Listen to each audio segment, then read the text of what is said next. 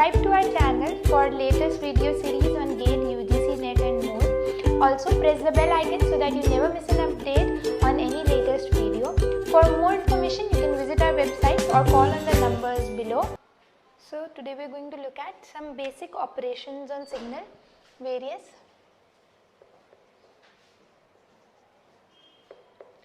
time operations on signals.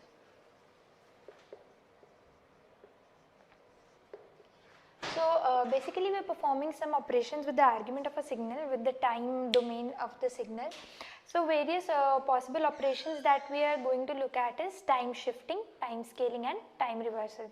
So what happens is, suppose we have a function of this form f of t, which means that this is a function of time. So this time is known as argument of the function. This t is known as argument. Right, this is known as argument of the function. So sometimes according to the need, according to some operation that is required, we may be required to shift a signal or compress a signal, expand a signal, reverse a signal, flip a signal. So for doing all this, what we have got to do is, see, if I am multiplying, dividing, doing something with the function itself. Suppose I am doing something like this, 2 plus ft, 2 ft, 1 by 2 ft. These type of functions are going to affect the value of the function, okay? These are going to affect the output of the function. But when I am performing some operations like this, f of t plus 2, f of 2t, f of t by 2. See, first thing that you need to understand is these two are different things. When I am multiplying, dividing, adding something to the function, then it changes the output of the function, it changes the value of the function. When I am performing the same operations with the argument of the function, then the function is just going to shift, compress, expand in time domain, okay? We are going to make changes to its time domain. The function is just going to shift on the x-axis, okay, on the argument axis. When I am performing these kind of functions, these kind of operations on a function, the value is going to change on y-axis, okay. This is going to affect the function's output or the y value of the function. Now we are going to look at one by one all the operations. So the first operation that we are looking at is time scaling, right? Time scaling. For explaining this, I am just taking example of a rectangular pulse. So suppose you are having a pulse like this, a pulse which occurs between t is equal to -1 to t is equal to 1 and has a value of 1. Okay, so this is our original function ft. Now I am just performing a time scaling operation. What happens in time scaling is, we are multiplying the argument, okay. When I am scaling this time domain, when I am scaling the argument, I am just multiplying it with some constant a. Now a can be any value, okay. A can be greater than 1, a can be less than 1, any value. This is just a constant. You are multiplying the argument with a constant. So what happens is, see, there are two possibilities. First case is when a is greater than 1. Okay, suppose let's say I take it as 2. Then the function is going to become f of 2t. Now see, what happens is, this function ft originally was defined something like this. This had a value 1 whenever t was lying between -1 and 1 and 0 otherwise. So this is what our original function was like. Now I have made some changes to its argument, okay.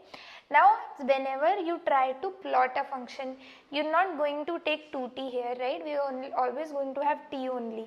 So now I want to make some changes to the function, some changes to its value, some changes to its domain, such that I can plot this function also as a function of time only, not as a function of 2t. So now what do I do is, with the help of this function ft, what do? I make changes to its domain. This is known as domain of the function. Domain are the possible values of t for which the function is defined. Now what happens is, this function is going to become something like this, okay. This had value 1 for t lying between -1 to 1, but now since the argument is not t, it is 2t, I just simply put 2t here, 2t and 0 otherwise. Now see, this is how this function is going to be defined, right? This is how I defined this function because its argument was t. Now the argument is 2t, so I have just replaced t here with 2t. Now see, when I try to make this argument as t again, if I want to make this as t again, this is just a simple inequality. If you just want to make this as t again, what you have got to do is just divide all these numbers with 2. I am dividing all of them with 2. What does this become then? It becomes 1 for all values of t between -1/2 and 1/2 and 0 otherwise. Okay, so this is how the function's domain has transformed.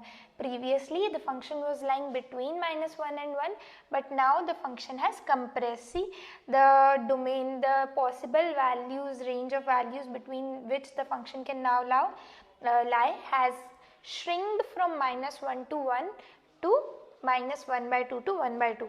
If I just sketch this function,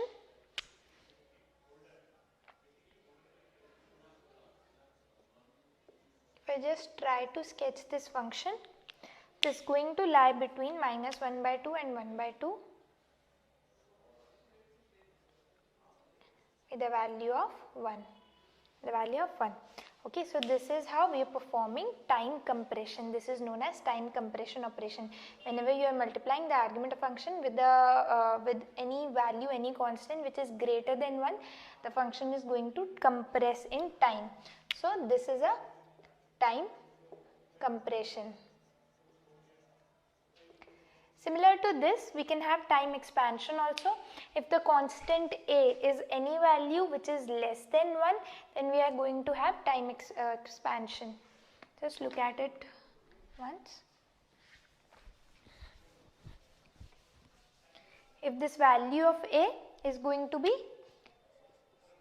less than 1, okay, right, suppose I've got ft/3, then we are going to have expansion of the signal in time domain. How is this happening? Again, see, previously the function was lying between -1 and 1, but when the argument was t. Now since we have changed the argument to t/3, what happens is this t I am going to replace with, this t is going to get replaced with t/3. Right. Now what do I do to make this t again, because I want to plot it as a function of t only? So what do? I just multiply all the numbers with 3. Then I am going to obtain something like this. So previously the function which was lying between -1 and 1 is now going to be between -3 and 3. So this is how time expansion is occurring. Okay, firstly the function was lying only between these points, but now it is having a wider range of domain. Okay, if I just plot this function, so now it is going to lie between -3 and 3, which is time expansion. Right. So these are the two possible cases in time scaling: time compression and time expansion. So if I am multiplying with a constant greater than 1, I am going to obtain time expansion, and if I multiply with a constant which is less than 1, then I am going to greater than 1, then I am going to obtain time compression.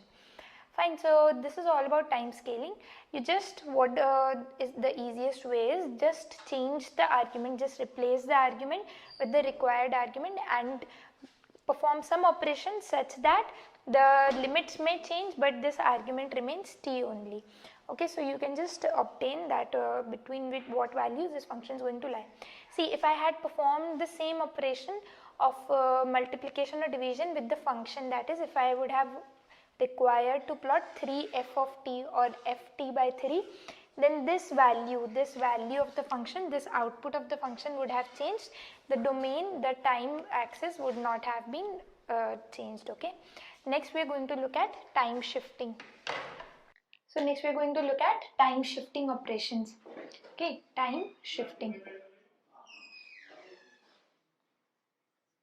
So previously we had a function, originally we were having a function ft. Now when we are going to perform time shifting operations, that is, we are going to add or subtract some particular interval, some particular constant to the argument of the function to t. What happens is, see, when you are adding a number, the function is going to be delayed. Okay, the function is going to advance in time, and when we are subtracting some constant, the function is going to be delayed, shifted to right. Okay, how is this happening? Okay, so we are again taking the same pulse for this purpose.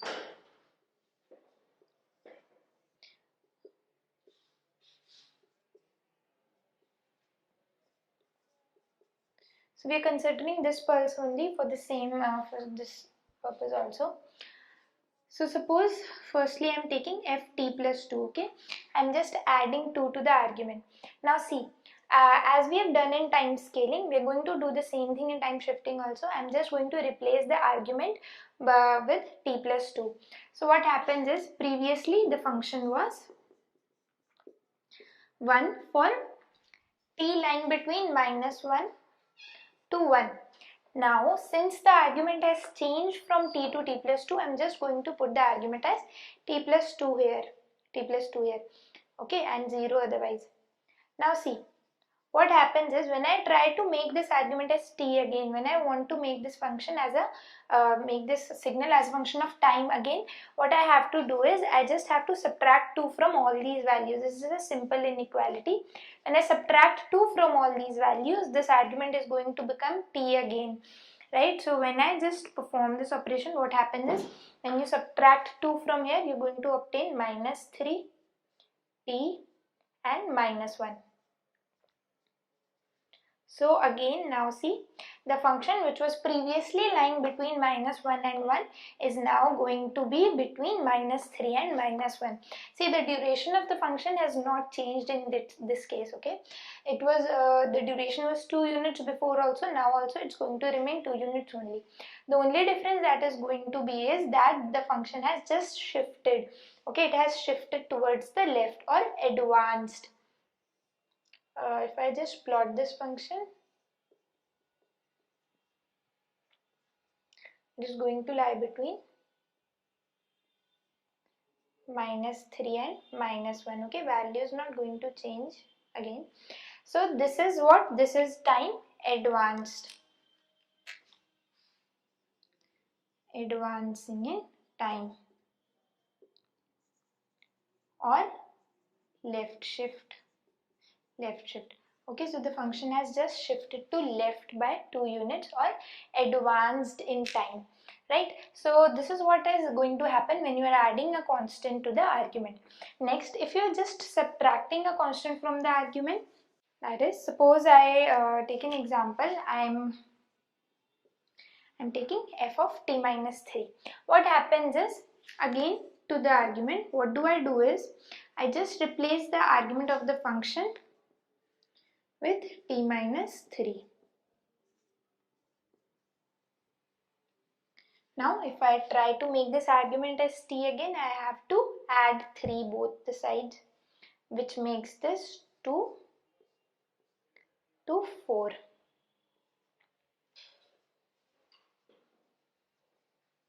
Right? So now also the duration of the function is not going to change, just the intervals within which the function is lying are going to change. Previously it was lying between -1 and 1, now the function is going to lie between 2 and 4. Okay, so it has just shifted to right.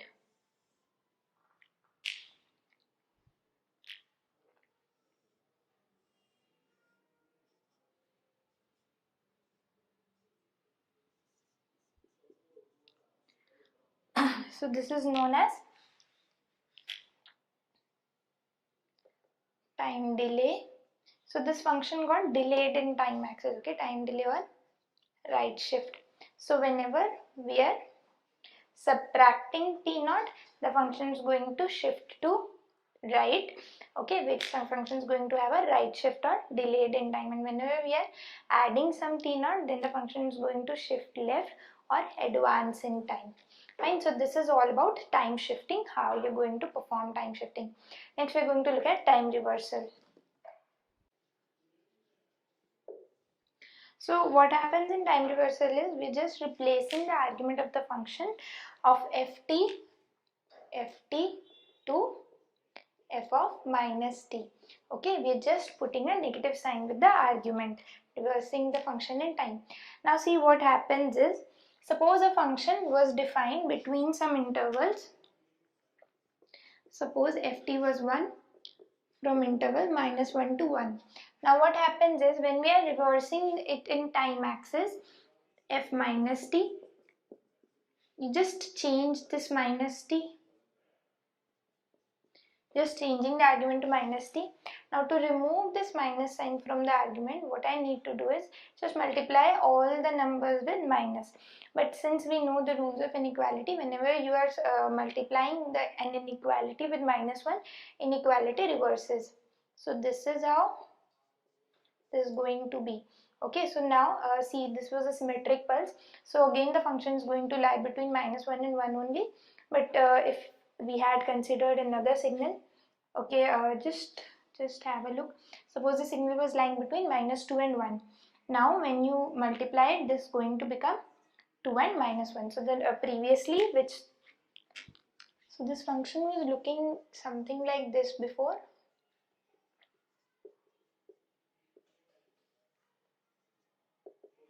And now after time reversal, what is going to happen is, this function is going to look like this.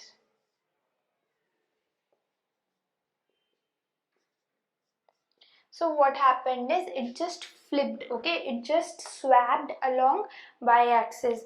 All the values in time, all the time values have changed their sign, just negated the values, okay. So this is how time reversal is going to happen. Now there are several points that we need to keep in mind while performing these operations.